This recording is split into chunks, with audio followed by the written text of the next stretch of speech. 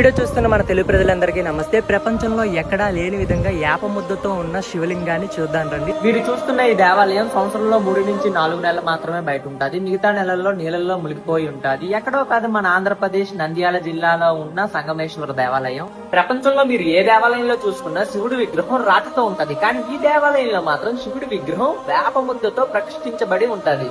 ద్వాపర యుగంలో పంచపాండవులు హరినివాసానికి ఇక్కడికి వచ్చినప్పుడు శ్రీకృష్ణుడు ధర్మరాజుతో ఇక్కడ శివలింగాన్ని ప్రతిష్ఠించమని చెప్తారు. ధర్మరాజు భీముడితో కాశీ వెళ్లి శివలింగాన్ని తీసుకురమ్మని చెప్తారు.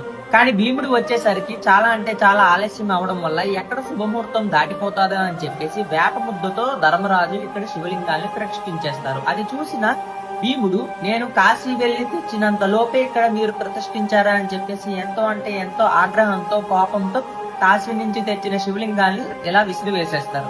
ఎంతో చరిత్ర ఉన్న ఈ సంగమేశ్వర స్వామి దేవాలయం దర్శనం చేసుకున్న తర్వాత చాలా